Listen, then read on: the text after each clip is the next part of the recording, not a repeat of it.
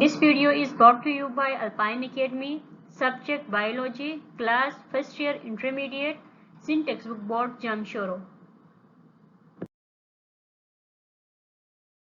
Biology. बिस्मिल्लाहिर्रहमानिर्रहीम, अस्सलाम वालेकुम। चैप्टर नंबर 1 आज हम डिस्कस करेंगे इंट्रोडक्शन और biology and its major fields. बिस्मिल्लाहिर्रहमानिर्रहीम। सबसे पहले हम डिस्कस करेंगे कि बायोलॉजी क्या है, यानी इसकी एक प्रॉपर डेफिनेशन को हम डिस्कस करेंगे। Biology is the branch of science which deals with the study of living things. Biology जो है साइंस की वो ब्रांच है जिसमें हम लिविंग थिंग्स को स्टडी करते हैं, एज वेल एज हम यहाँ पे जो नॉन लिविंग थिंग्स है उसका रिलेशन लिविंग थिंग्स के साथ कैसा है, यानी उसकी जो नॉन लिविंग थिंग्स है उसकी क्या क्या ज़रूरियात है लिविंग थिंग्स को, उसके बारे में हम स्टडी करते हैं बायोलॉजी में। The word biology has been derived from Greek words bios life, logos study और डिस्कोर्स। जो लफ्ज़ बायोलॉजी है वो ग्रीक वर्ड से राइज हुआ है। बायोस का मतलब है लाइफ, जबकि लोगोस का मतलब है स्टडी करना। आप पहले भी 9-10 में छोटी क्लासेस में आप पढ़ चुके हैं कि बायोलॉजी जो है उसका क्या मतलब है, तो इसकी प्रॉपर डेफिनेशन जो है वो यही है कि ये साइंस की वो ब्रांच है जिसमें हम लाइफ के बारे में स्टडी करते हैं। और लफ्ज़ बायोलॉजी जो है वो डेराइव्ड हुआ है ग्रीक वर्ड से, ठीक है, जिसमें बायोस का मतलब है लाइफ और लोगोस का मतलब है स्टडी। जिस तरह किसी भी खास सब्जेक्ट को या किसी भी चीज़ को स्टडी करने वाले को एक स्पेसिफिक नाम दिया जाता है, जैसे कि साइंस को स्टडी करने वाले को हम कहते हैं कि वो साइंटिस्ट हैं, इसी तरह बायोलॉजी को स्टडी करने वाले शख्स को बायोलॉजिस्ट कहते हैं।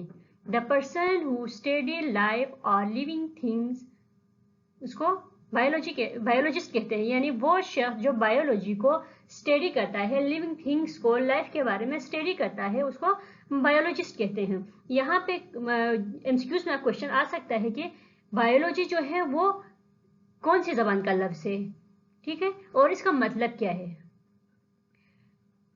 अब यहाँ पे सवाल ये पैदा होता है कि हमने ये तो कह दिया कि बायोलॉजी में हम लाइफ के बारे में स्टडी करते हैं, तो पता ये होना चाहिए कि लाइफ है क्या चीज़।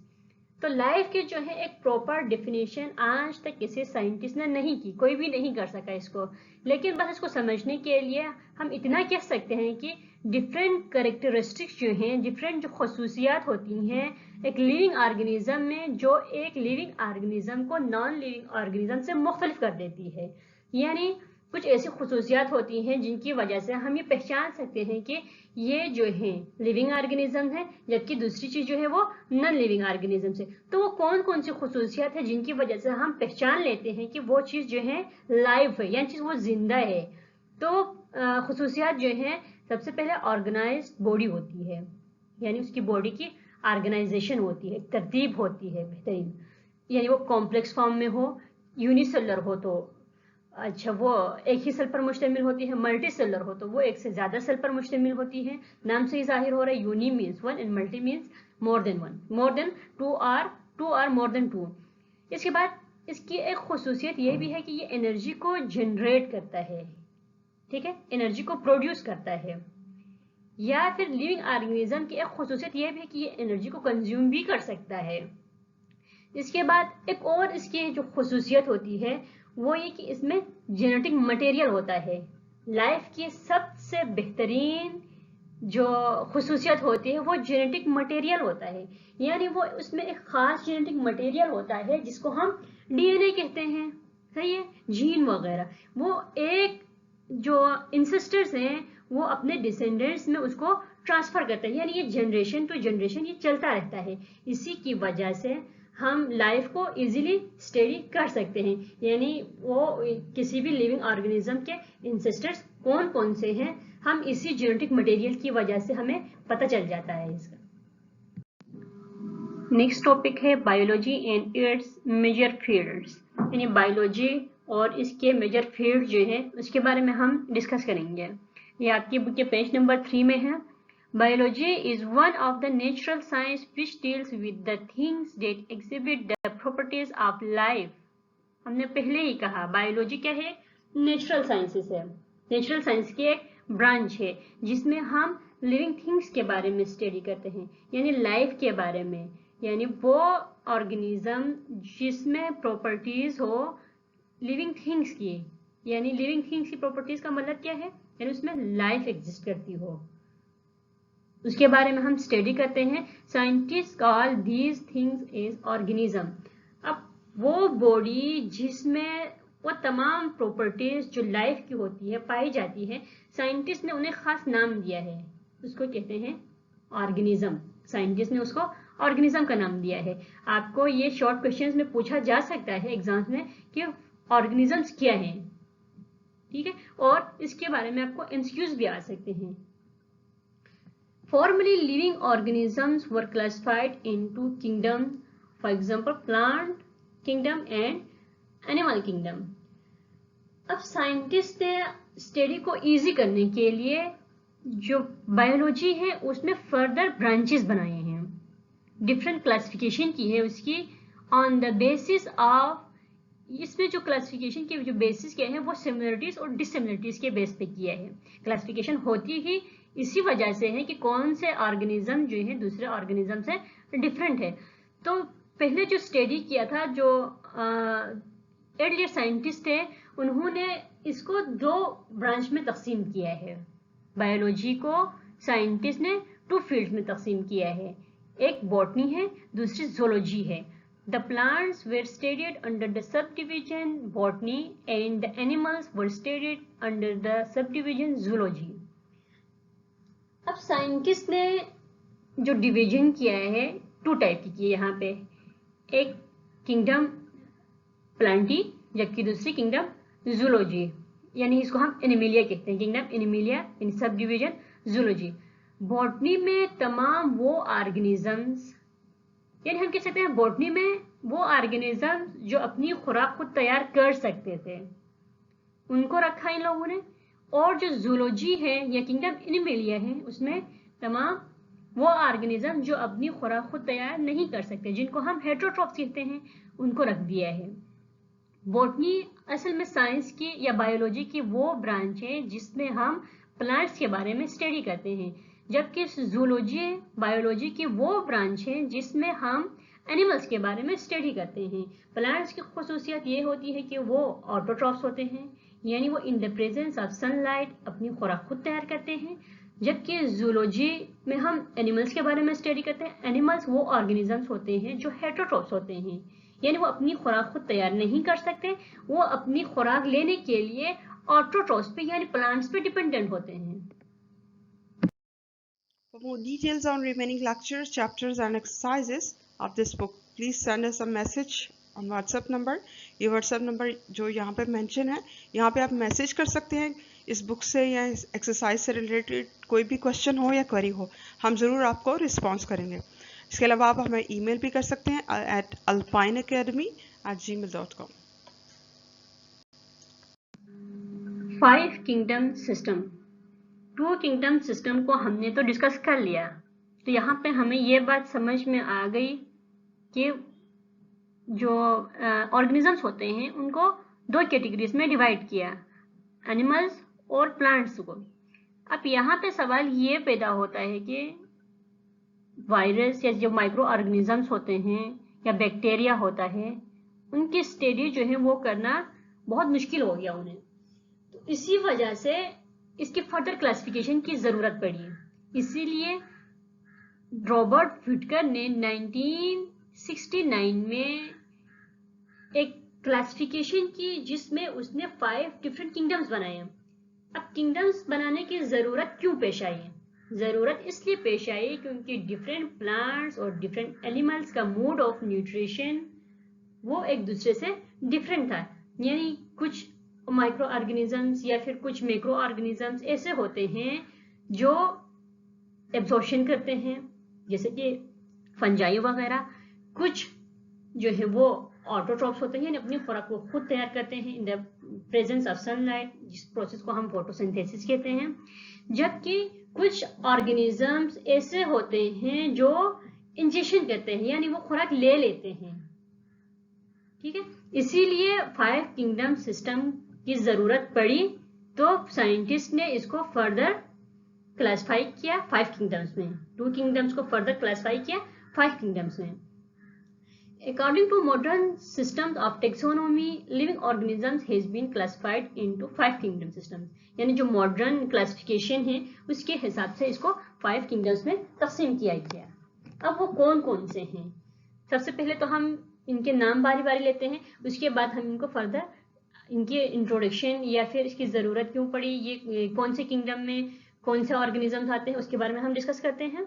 तो पहला जो है वो किंगडम प्रोकैरियोट्स है, दूसरा किंगडम प्रोटिस्टा है, तीसरा फंजाई है, चौथा किंगडम प्लांटी है और पांचवा किंगडम एनिमलिया है। नाम से ही साफ जाहिर हो रहा है, इसको स्टडी करने में कोई मुश्किल नहीं।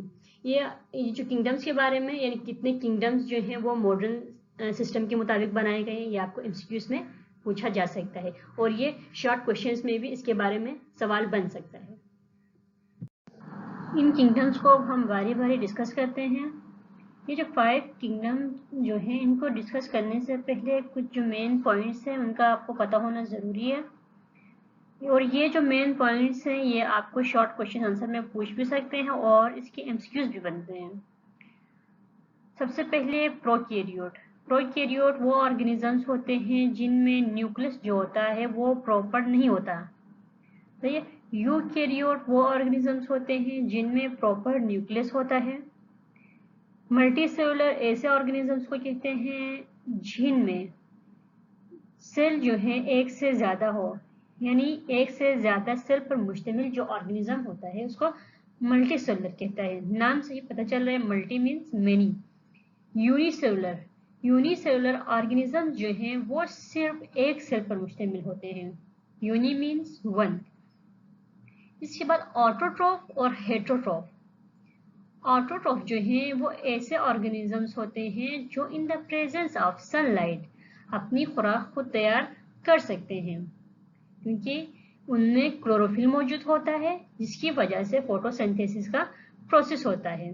फोटोसिंथेसिस का प्रोसेस यानी in the presence of sunlight plants जो हैं वो अपनी खुराक खुद तैयार कर सकते हैं। इस प्रोसेस को फोटोसिंथेसिस कहते हैं।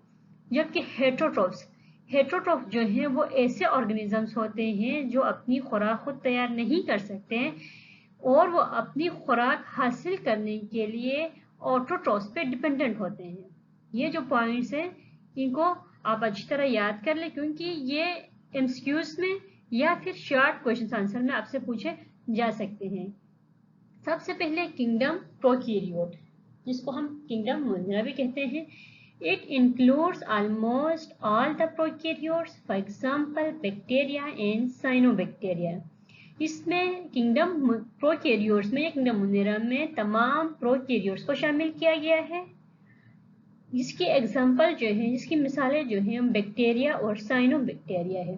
बैक्टीरिया और साइनोबैक्टीरिया में प्रॉपर न्यूक्लियस नहीं होता, इसलिए इनको प्रोकैरियोट्स में शामिल किया गया है। Number 2, Kingdom Protista. Kingdom Protista, it includes all the unicellular eukaryotic organisms which are no longer classified as animal, plants, or fungi. For example, Euglena, Paramecium, Chlamydomonas, Plasmodium. Multicellular algae and primitive fungi have also been included. जो kingdom protista है इसमें ऐसे organisms को शामिल किया गया है जो यूकैरियोटिक यूनिसेलुलर होते हैं, और इसमें जो है इसमें यूग्लिना, पैरामीशियम, क्लैमिडोमोनास, प्लाज्मोडियम वगैरह इसमें शामिल होते हैं। मल्टीसेलुलर एल्जी और जो प्रिमिटिव फंजाई है उसको भी इसी ग्रुप में शामिल किया गया है। ये जो है जिस तरह प्लांट्स और एनिमल्स और फंजाई जो है उसको क्लासिफाई किया है, इसी तरह इसकी हाईली क्लासिफिकेशन नहीं की गई है।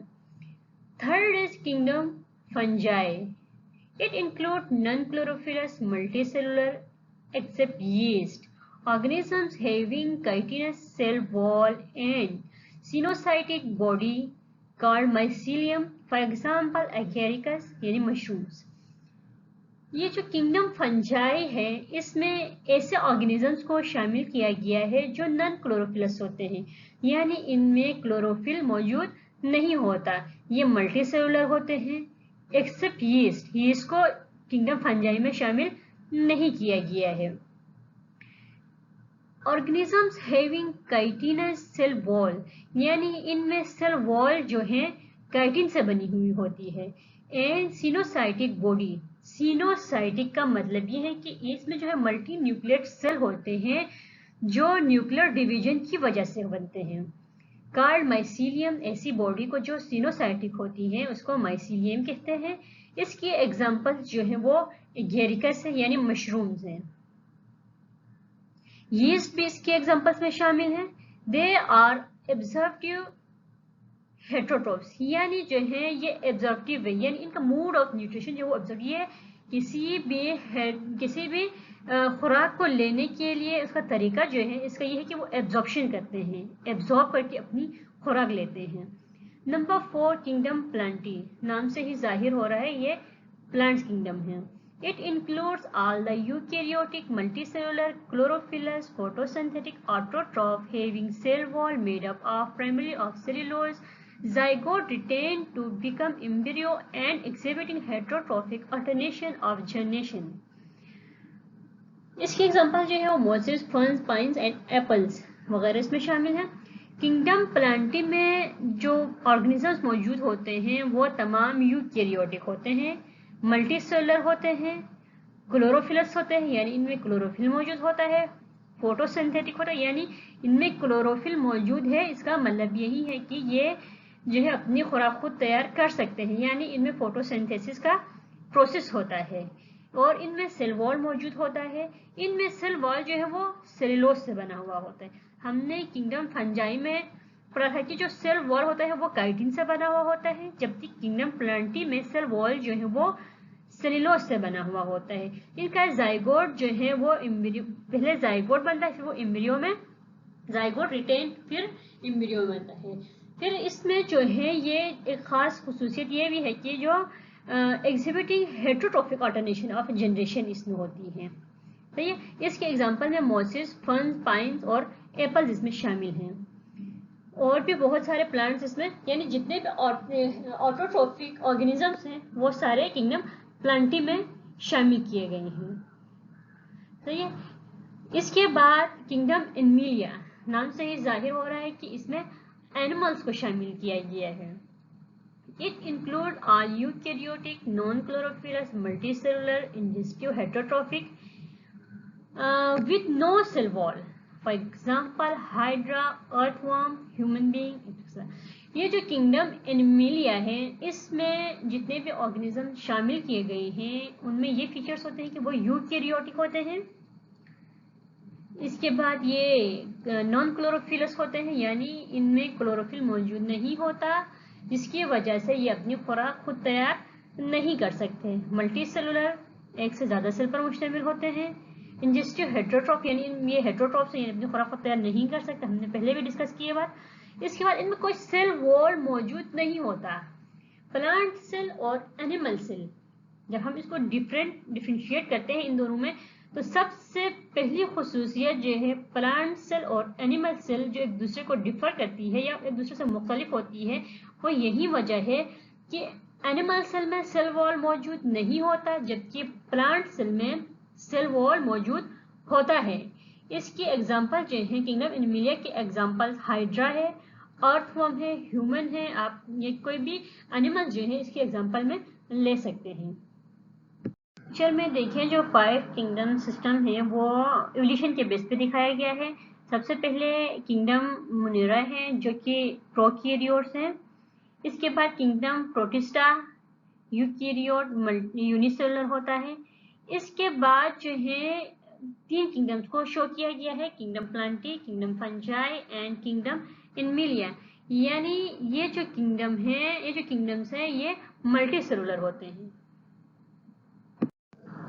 डिस्कवर्ड स्पीशीज, साइंटिस्ट ने वैसे तो बहुत सारी स्पीशीज को डिस्कवर किया है, इनमें जो है जो माइक्रोस्कोपिक स्पीशीज हैं यानी बैक्टीरिया हैं, उनमें सबसे स्मॉलेस्ट जो बैक्टीरिया है उसकी साइज 0.001 मिलीमीटर इसकी साइज है। इसके बाद जो लार्जेस्ट एनिमल है वो 40 मीटर लेंथ है, 40 मीटर की लेंथ है और इसका वेट जो है 150 टन है। जो ट्री है उसमें रेड वुड को जो है उसको डिस्कवर किया, ये सबसे लंबा दरख्त है, इसकी हाइट जो है वो 300 है। ये जो 3 पॉइंट्स हैं ये एमसीक्यूज में आ जाते हैं और इसको जो है शॉर्ट क्वेश्चंस में भी पूछा जा सकता है। For more details on remaining lectures, chapters and exercises of this book, please send us a message on WhatsApp number.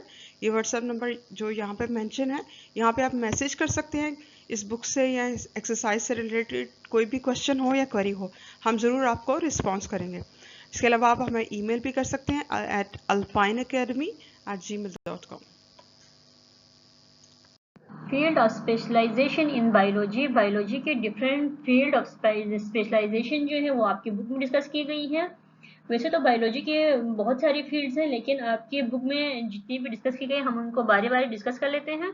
सबसे पहले मॉलिक्यूलर बायोलॉजी। मॉलिक्यूलर बायोलॉजी को समझने से पहले आपको पता होना चाहिए कि मॉलिक्यूल क्या है। मॉलिक्यूल जो है जब दो या दो से ज़्यादा एटम आपस में मिलते हैं किसी भी केमिकल बॉन्ड की वजह से, उनको हम मॉलिक्यूल कहते हैं, यानी कॉम्बिनेशन ऑफ एटम को हम मॉलिक्यूल कहते हैं। It is a recent branch of biological science that deals with the structure and function of molecules. तो ये बायोलॉजी के इस ब्रांच में हम जो है किसी भी मॉलिक्यूल के स्ट्रक्चर और फंक्शन को स्टडी करते हैं, which form structure of the cell and its organelles, जो किसी भी सेल का जो है स्ट्रक्चर भी बनाता है और उसके ऑर्गेनेल्स भी बनाते हैं। That take part in the biological process of living organism, जो यानी वो ऑर्गेनेल्स या फिर वो सेल जो है किसी भी लिविंग ऑर्गेनिज्म के जो बायोलॉजिकल प्रोसेस होते हैं उसके अंदर, चाहे वो मेटाबॉलिज्म हो, एनाबॉलिज्म हो या फिर कोई भी बायोलॉजिकल प्रोसेस हो, उसमें इसमें हिस्सा लेते हैं।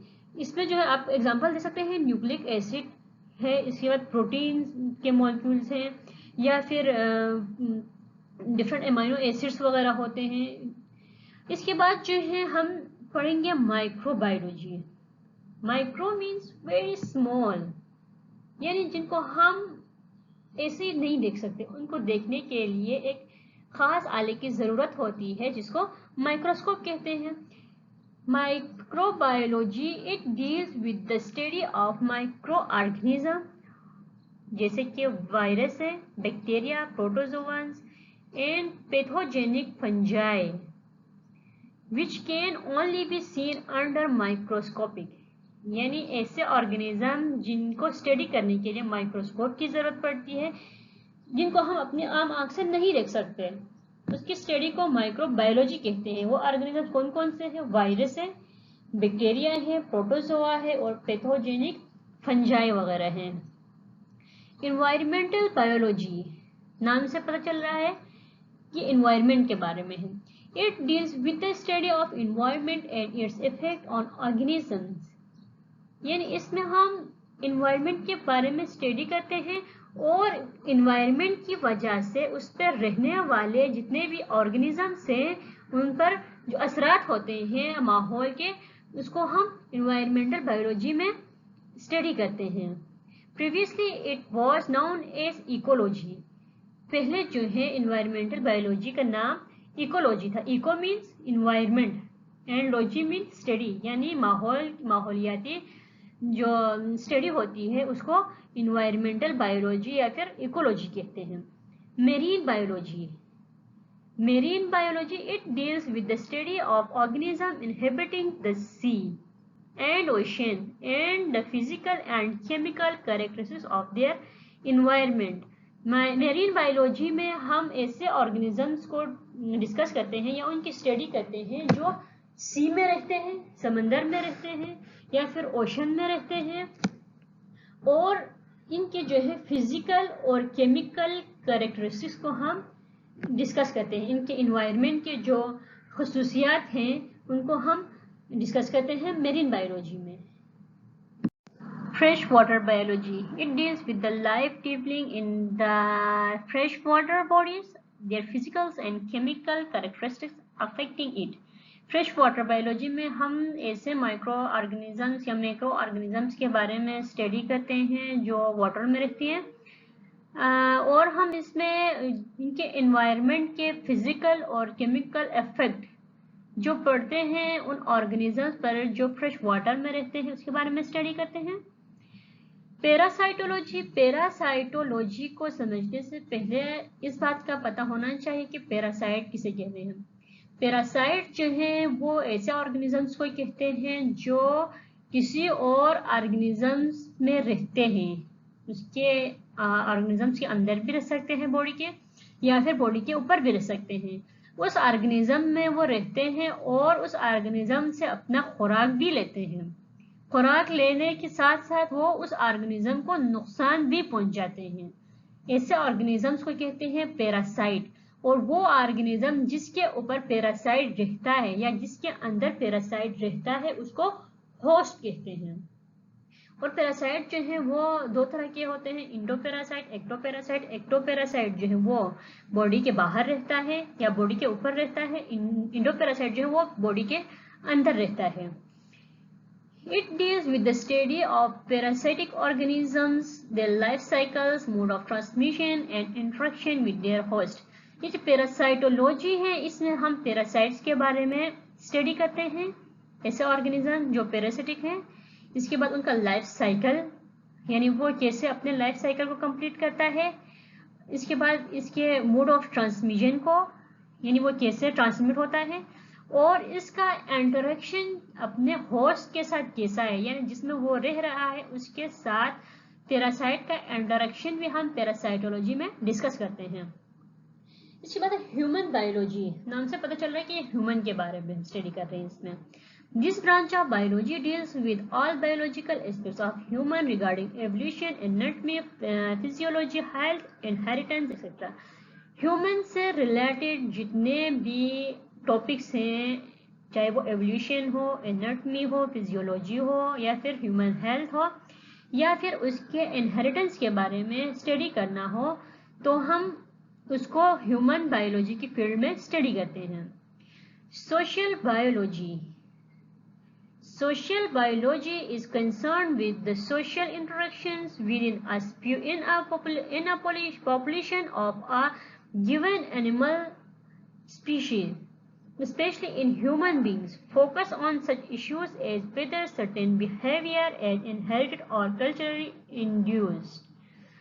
Social biology में हम ऐसे तमाम जो टॉपिक्स हैं उनको डिस्कस करते हैं या उनकी स्टडी करते हैं जो किसी सोशल इंटरेक्शन के बारे में हो। अब सोशल इंटरेक्शन जो है वो किसका सोशल इंटरेक्शन होगा, यानी किसी भी पॉपुलेशन का। तो ये सेम जो ग्रुप ऑफ ऑर्गेनिज्म जो हैं वो जब आपस में मिल के रहते हैं तो उनको हम पॉपुलेशन कहते हैं। जैसे कि ह्यूमन पॉपुलेशन है, सही है, जितने भी इंसान जहाँ पे रहते हैं उनको हम कहते हैं कि ह्यूमन की पॉपुलेशन है। या फिर किसी भी एरिया में जितने भी डक्स जो हैं वो एक साथ रहते हैं, सही है, उनका रहन सहन, खाना पीना सब कुछ एक जैसा होता है, तो उस एरिया में जितने भी डक्स मौजूद हैं, सपोज एक एरिया में 100 डक्स हैं, तो हम कहेंगे कि यहाँ पे डक्स की पॉपुलेशन जो है वो 100 है, ये 100 है। या फिर किसी भी एनिमल या किसी भी और स्पीशी की जो सोशल बिहेवियर होती है उसको हम सोशल बायोलॉजी में डिस्कस करते हैं। खास तौर पर इंसान की जो सोशल बिहेवियर्स होते हैं या उनके इश्यूज होते हैं, या फिर वो उसमें इनहेरिटेड होते हैं, यानी अपने पेरेंट्स, अपने आबा अजदाद से उनको मिलते हैं, या फिर किसी और कल्चर की वजह से उनमें ये मुंतकली होती है। तो ये जो जितने भी तमाम सोशल इंटरेक्शंस हैं इनको हम सोशल बायोलॉजी में डिस्कस करेंगे। इसके बाद है बायोटेक्नोलॉजी। ये बायोलॉजी की निहायत ही अहम शाख है। This is very recent branch introduced in biological science, यानी ये नई बायोलॉजिकल साइंस में इसका जो है वो इंट्रोडक्शन हुआ है। It deals with the use of data and techniques of engineering and technology for study and solution and problems concerning living organisms, particularly in human beings. Biotechnology जो है वो निहायत ही अहम टॉपिक है, क्योंकि इसमें जो है डिफरेंट डेटा को यूज़ किया जाता है, टेक्निक्स को यूज़ किया जाता है इंजीनियरिंग के थ्रू और टेक्नोलॉजी के थ्रू, और उसको स्टडी किया जाता है, ठीक है। और उसमें जो है जितने भी प्रॉब्लम्स आएंगे उसकी सोल्यूशन उसमें बयान की जाती है या उसके सोल्यूशन के बारे में बताया जाता है। और ये स्पेशली जो है फ़ायदेमंद है ह्यूमन बीइंग के लिए, क्योंकि जितने भी आप जो खाने पीने की चीज़ें हैं, नई चीज़ें आई हैं, इन सब को जो है बनाया जाता है बायोटेक्नोलॉजी के थ्रू। आप ब्रेड को देखें, फर्मेंटेशन के थ्रू डिफरेंट प्रोसेस से गुजार के उसको बनाते हैं। तो बायोटेक्नोलॉजी का फ़ायदा जो है वो इंसान आज के दौर में बहुत ज़्यादा उठा रहा है। किसी भी किस्म के क्वेश्चन या क्वेरी के लिए हमसे आप कांटेक्ट कर सकते हैं व्हाट्सएप पे या हमें ईमेल कर सकते हैं। इसके अलावा प्लीज़ हमारे यूट्यूब के चैनल अल्पाइन एकेडमी को ज़रूर सब्सक्राइब करें। Thank you.